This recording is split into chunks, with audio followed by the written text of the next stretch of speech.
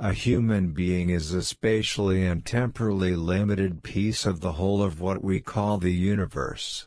He experiences himself and his feelings as separated from the rest, an optical illusion of his consciousness. The quest for liberation from this bondage, or delusion, is the sole object of real religion.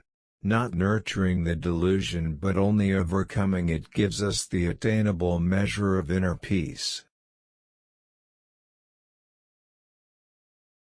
Marie Curie is, of all celebrated beings, the only one whom fame has not corrupted.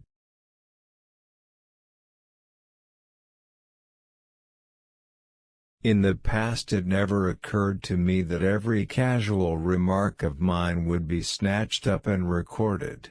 Otherwise I would have crept further into my shell.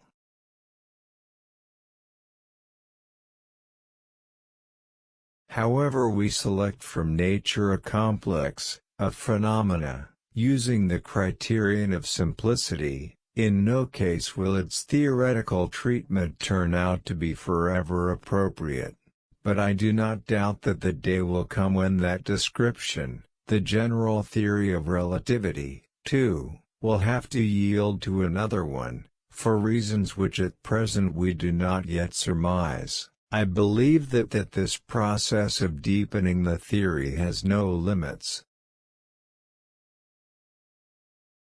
The only source of knowledge is the experience.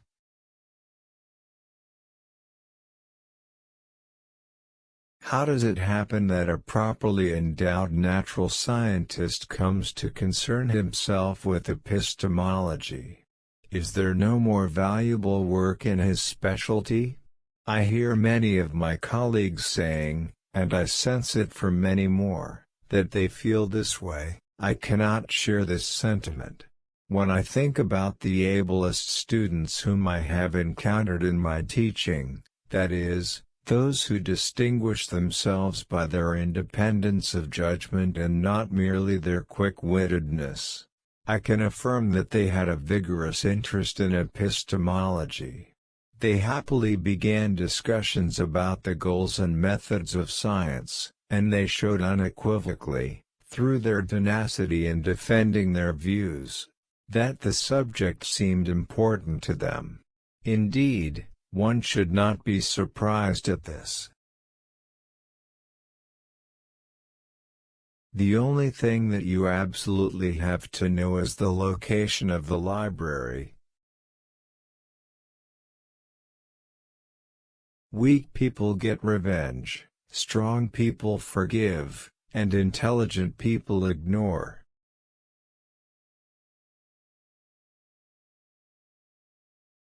They say that everything that happens is for the better. I am not sure about everything. But what is for sure, that it is strictly up to us to turn our loss into our victory.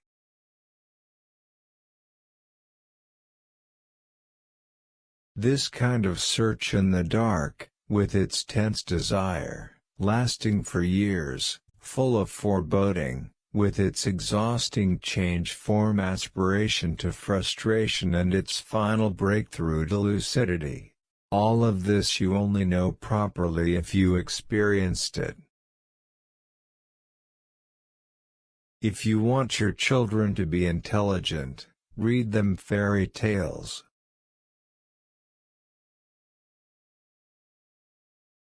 It is open to every man to choose the direction of his striving, and also every man may draw comfort from Lessing's fine saying, that the search for truth is more precious than its possession.